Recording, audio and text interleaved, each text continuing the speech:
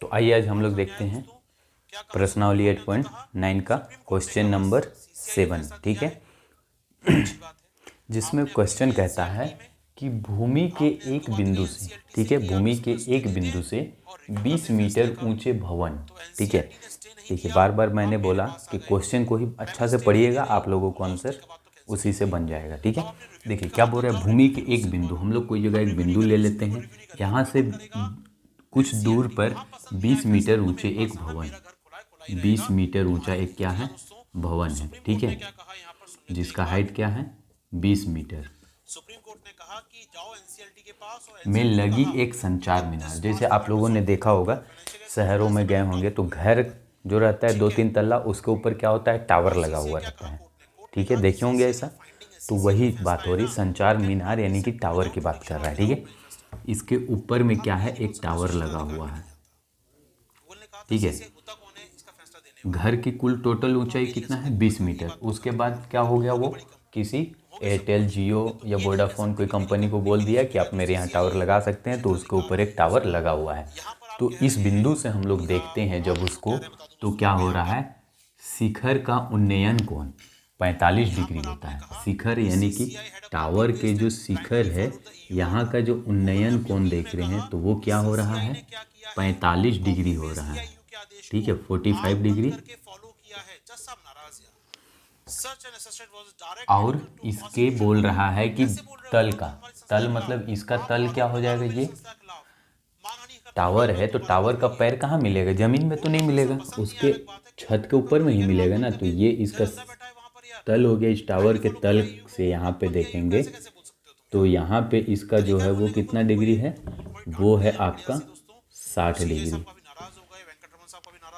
तल और शिखर का जो है वो कितना बोल रहा है, 60 डिग्री है, ठीक है।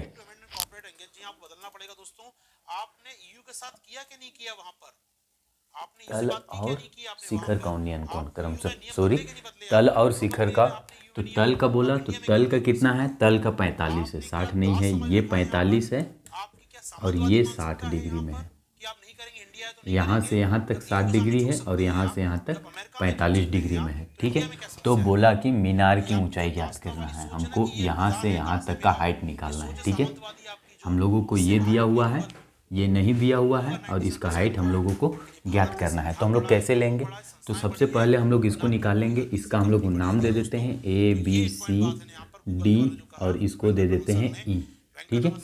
तो हम लोग क्या करेंगे, पहले इसको निकाल लेंगे और इसको लेकर के 60 डिग्री के साथ लेंगे तो पूरा हाइट आ जाएगा, और ये हम लोगों को H दिया हुआ है, ठीक है। तो हम लोग इसको हल करते हैं, देखते हैं। मीनार की ऊंचाई, सॉरी भवन की ऊंचाई, ठीक है। गूगल के जो वकील थे उन्होंने कोर्ट में कहा कि सीसीआई का मामला नहीं था, सीखा अधिकार नहीं था सीसीआई का। यहाँ पर भवन की ऊंचाई कितना दिया हुआ है, 20 मीटर, ठीक है। भवन की ऊंचाई कितना दिया हुआ है, 20 मीटर, और थीटा कितना दिया हुआ है, 45 डिग्री और 60 डिग्री दिया हुआ है, ठीक है। तो हम लोगों को क्या करना है, सबसे पहले क्या लेंगे, 10। देखिए ये हो गया लंब, ये हो गया आधार। लंब और आधार का संबंध किस में है, 10 में। तो यहाँ हम लोग लेंगे 10 45 डिग्री बराबर क्या हो जाएगा, P/B। 10 45 डिग्री का वैल्यू होता है 1, और P कितना दिया हुआ है, लंब यहाँ से यहीं तक के लिए 45 डिग्री के लिए, देखिए यहाँ मत ले लीजिए, 45 डिग्री तो यहीं तक के लिए ना बात हो रही है, तो ये 20 दिया हुआ है, ठीक है। बटे B कितना दिया हुआ है, B तो नहीं है, हम लोग को तो B ज्ञात करना है, तो B इधर आ जाएगा क्रॉस मल्टीप्लिकेशन के साथ। तो क्या हो जाएगा आपके लिए, B बराबर 20, यानी कि B क्या है आपके लिए, AB है। तो आप यहाँ पे B के जगह आप लिख सकते हैं AB, तो यहाँ पे भी हो जाएगा आपका A और B। तो AB बराबर 20 मीटर आ गया, यानी कि इसकी दूरी यहाँ से यहाँ तक कितनी आ गई, 20 मीटर।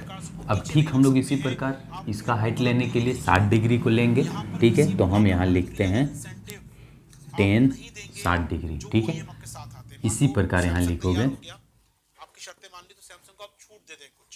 इसी प्रकार 10 60 डिग्री बराबर क्या हो जाएगा, पी बाई बी, और tan 60 डिग्री का वैल्यू कितना होता है, तो अभी हम लोगों ने देखा √3 होता है, ठीक है। तो tan 60 डिग्री का √3 होता है बराबर पी कितना दिया हुआ है, तो पी यहाँ पे देखिए 60 डिग्री की बात आती है यहाँ से यहाँ तक के लिए, तो यहाँ से यहाँ तक के लिए क्या, एक तो 20 और ये h, तो 20 प्लस h हो जाएगा, ठीक है। तो 20 प्लस h हो गया बटे b कितना हो गया, तो b ये है, इस त्रिभुज के लिए भी बड़ा वाला के लिए b ये है, यानी कि 20, ठीक है। अब जब हम लोग इसको क्रॉस मल्टीप्लिकेशन करेंगे तो ये 1 के साथ आ जाएगा, तो क्या हो गया 20 प्लस h बराबर 20√3 हो जाएगा। अब क्या है, h हम लोगों को चाहिए, तो 20 को हम उधर ले जाएंगे, तो क्या हो जाएगा h बराबर 20√3 माइनस 20 हो जाएगा। तो हम लोगों को तो h मिल गया, ये तो दोनों घटेगा नहीं, ठीक है। तो हम लोगों को यहीं पे आंसर आ गया, क्या हो गया 20√3 माइनस 20, तो यही हम लोगों का हाइट हो गया। तो यहाँ से यहाँ तक की हाइट क्या होगी 20√3 माइनस 20, ठीक है। लेकिन ये हम लोगों को थोड़ा लग रहा है कि सही रूप से लिखा हुआ है, थोड़ा इसको हम लोग और अच्छा से लिखें तो कैसे लिख सकते हैं। एक्चुअली आंसर यहीं पे कंप्लीट, लेकिन क्या हुआ कि इसको हम लोग और थोड़ा बेहतर कैसे लिख सकते हैं, तो उसको और थोड़ा बेहतर बनाने के लिए देखिए दोनों में 20 है, तो 20 को हम लोग क्या कर सकते हैं, कॉमन निकाल सकते हैं। तो h बराबर 20 को निकाल दो कॉमन, तो यहाँ बचा √3 माइनस 1। चाहे आप आंसर ये लिखें चाहे ये लिखें, दोनों ही आंसर 100% सही है। तो आप यहाँ पे लिखिएगा इस प्रकार, इसी प्रकार में इस प्रकार अक्टूबर 19 को फैसला आया था, 3 महीने का समय दिया था, तो गूगल ने कहा 3 महीने में नहीं हो सकता, तो आपने कहा भैया मीनार की कुल ऊंचाई बराबर कितना हो गया, 20 बाहर चला गया, √3 माइनस 1 मीटर, ठीक है। क्या में है, मीटर।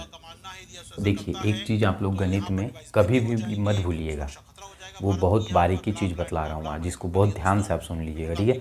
अब जो वीडियो को लास्ट तक यहाँ तक देखे हैं वही ये बात को समझ पाएंगे। क्वेश्चन का जब आंसर लिखिएगा ना, अगर आप इतना सब कुछ कर दिए, सब कुछ बना लिए, 100% सारा कुछ सही है, लेकिन एक ऐसी बात जो है वो आप लोगों को आंसर को गलत कर देगा, इतना होने के बावजूद भी नंबर कम देगा। क्यों पता है, अगर आप लोग आंसर में ये मीटर नहीं दीजिएगा, ये मीटर के जगह अब गलती से मीटर स्क्वायर दे दिए या मीटर क्यूब दे दिए, ये चीज़ आप लोगों को जानना होगा कि हम मीटर लगेगा मीटर क्यूब लगेगा, ये मीटर साथ में लिखना बहुत ज़रूरी है। अगर आप सिर्फ इतना लिख देते हो, मीटर नहीं लिखते हैं, आपका आंसर सही है बट सर थे नंबर कम मिलेगा। उसके लिए आपको क्या है, यहाँ पे मीटर लिखना लास्ट में एकदम ज़रूरी है, ठीक है। यहाँ पे भी आंसर कंप्लीट कर रहे हैं, बात जिस पर हो रही है, मीटर पर हो रही है तो मीटर, सेंटीमीटर पर हो रही है तो सेंटीमीटर, ये उसका जो मूल निर्देशांक होती है उसको लिखना मत भूलिएगा, जो उसका इकाई होता है, ठीक है। सेंटीमीटर में बात कर रहे हैं, मीटर में बात कर रहे हैं, किलोमीटर में बात कर रहे हैं, ये आप लोगों को बतलाना होगा, यही बहुत बारीकी चीज़ होती है, ठीक है। ये नहीं तो आंसर को काटने आप 100 में 100 तब लाइएगा जब ये सब गलतियाँ नहीं कीजिएगा, ठीक है। विलय अधिग्रहण के फलस्वरूप एकाधिकार पैदा हो जाए, उसके लिए भी सीसीआई जिम्मेदार होता है दोस्तों। यूपीएससी लगातार, ठीक है। तो आप लोग इस प्रकार इसको उतार लीजिए, याद रखिएगा इसी कानून के तहत बनाया गया था हमारे यहाँ सीसीआई, और सीसीआई के अपील आप कर सकते थे कॉम्पैक्ट में।